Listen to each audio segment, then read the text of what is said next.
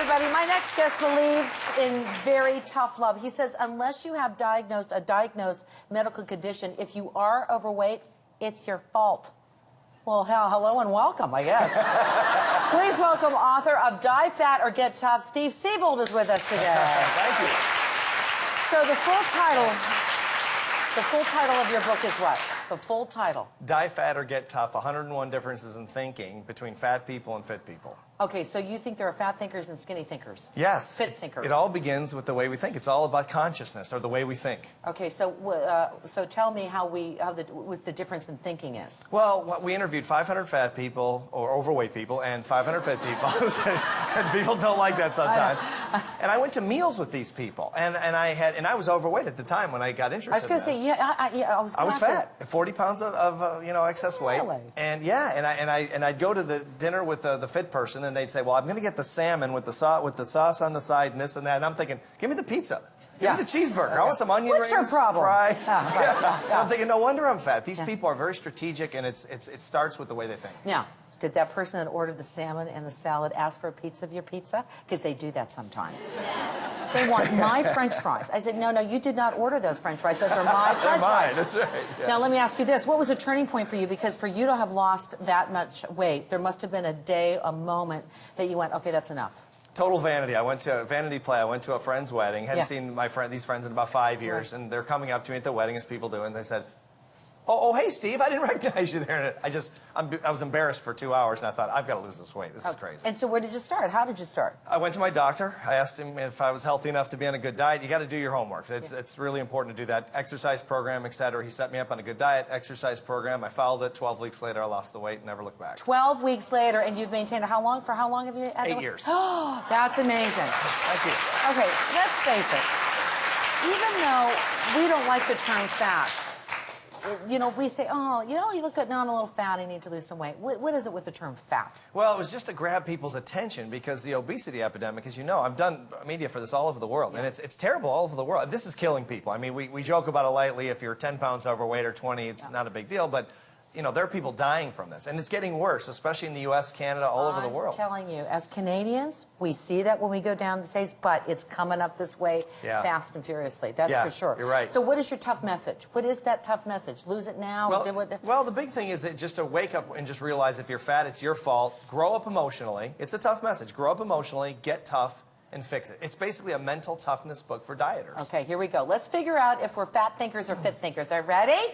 And they're going, I don't want to play this game. We're not as enthusiastic as they were before. I noticed that. You're like, when's the fashion part of the show? Yeah, exactly. Get this guy out of here. Yeah. Here's question number 1.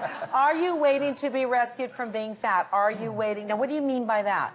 Well, a lot of people in the interviews said that, well, you know what, it's really the government's fault because they're not regulating the restaurant industry. Oh, yeah, all the time. Really? Yeah, it's cortisol. And all the ads say, well, if you're fat, it's not your fault. Really? No one's coming over to my house and stuffing donuts down my mouth. I'm pretty good at doing that myself. Yeah, exactly. Yeah, so it's responsibility. So how do we change that thinking then? Really, just get mentally tough and say, you know what, I'm responsible for my health and my life. It's time to grow up emotionally and fix it. Right, when you point your finger to somebody, 3 fingers are pointing back at you. Yeah. Do you believe diets fail or people fail? Oh, people fail. Diets are perfect every time. They're like budgets. They work perfectly every time. It's a linear Not every model. diet, though. No. Not every diet, but there are thousands of them. Yeah, thousands I know. of really strong diets that doctors recommend every day that are perfect, but we don't follow them. So when they say diets don't work, we say, no, that's delusional thinking. Diets work perfectly. Yeah. People sometimes don't work. Do you have a favorite diet or do you not? I do. I like low carb. Yeah. I do a low carb diet. Just personal preference. What'd you have for breakfast this morning? I didn't have breakfast this morning. I've been on TV for the last 5 hours. But what do you usually have for breakfast in the morning? I'm starving, believe me. A pizza later. No, I'm kidding. No. It's a joke. But you travel a lot. I'd love to have it, though. What do you normally order? Something good. I'll have eggs. I'm a low carb, egg, sausage, something like that. Yeah, because I can do it on low carb. Okay. How do you change your thought pattern towards dieting? And I know some people don't want us to use the word dieting, but how do you change that? I said to you, do you really look forward to working out? Because I don't, but I go anyway. But how do you change that thinking? I think it starts with a decision. I think you have to really make a real decision. Not, well, I think I'm going to lose some pounds. I'll start over on Monday. A real decision. That's why you go to your doctor, get on a serious diet, exercise program, set some goals, and say, I'm going to do this. I'm not listening to anyone else except the professionals, and I'm going to do this and get this done. Do you tell people that you're on a diet, though? Do you share that information with other people? Oh, sure. When you're on it? I think so. Really? If it works for you, I mean, I do. I'm going to be on a diet the rest of my life. Because I don't want a girlfriend to think, are you sure you should be having that? I don't want her to know. I don't want her to know. Point, yeah. Okay? Yeah. Now, do you ask, another question is, do you eat for pleasure or do you eat for health? That's another way of thinking. Do you eat for pleasure? Who eats for pleasure? Who eats for health? Sometimes, can you have a combination? Yeah. I think so, and it depends on what you can afford. I mean, it's like saying, well, if you're on a budget, the parallel we use a lot of times is the budget. I mean, people go out and buy I saw a Rolls Royce outside the studio this morning. Well, the guy can afford a Rolls Royce in a recession. He can afford it. I want to know who that person is. And Me too. Yeah.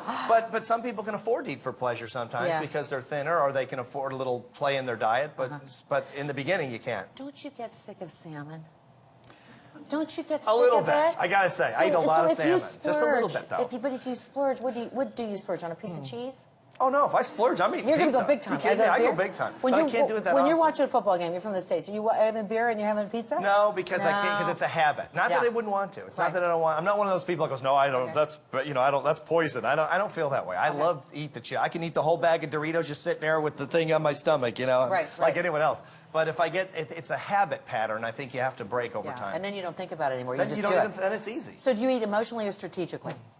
Well, I think you have to eat strategically, but sometimes we all eat emotionally. I'll tell you, I think women eat more emotionally than men do. It's a medicine. It's a drug in a sense. I know we make it ourselves is, feel better, but I think recognizing, and I think guys do it too. I know I've done it plenty of times. Sure. But I think it's a pattern that once you recognize it, you can break it. But you have to be aware of it.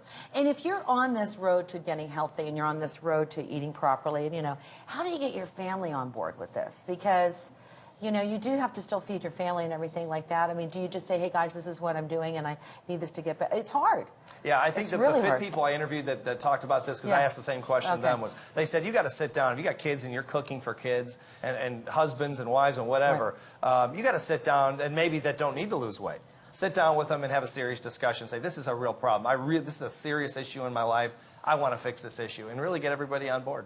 Okay, so the question you have to ask yourself is then, if you're a healthy thinker or not a healthy thinker, if you're waiting to be rescued, that somebody else is going to rescue you, that means that you're not a healthy thinker when it comes to weight loss. Right, no one's coming to the rescue. Nobody's coming to the rescue. Yeah, if you don't fix this yourself, it's not going to happen. Okay, There's too much money in fatty foods. Okay, and the other thing is, do you and have you over the last 8 years kind of done this a little bit? Like it just... Oh, sure, everyone does, absolutely. And when you plateau and you feel like you're going to fall off a little bit, how do you mentally, get back up and say, no, I don't want to be the way I was 8 years ago? How do you do that? It's a reshift. I think it's a reshift. You know, especially when my personal failing in this process is when I hit the exact weight to the exact pound, then I'll say, well, I can afford it now. Get the pizza, call Domino's, baby. I mean, I think more like a fat person a lot of times than a fit person. But it's been a habit shift over time, and anyone can do it. It's all in your brain. It really is. And then when you lose the weight and the pants fit a little looser, or people say, hey, you look really good, you're going, oh, yeah. And then what you do, I think I'll celebrate and have a pizza. Exactly. So don't do that. The book is called Die Fat or Get Tough. Thank you so much to you, Steve. Thank you very much. Really great information. Changing our thinking. We're going to be right back. Stay with us. It's a really good thing. Up next, save money now. Find out how we've been outfitting Marilyn's stylish and thrifty looks for under $150 all week long. And next week, Canada's own Chuck Hughes reveals the recipe that gave him the winning edge in Iron Chef America.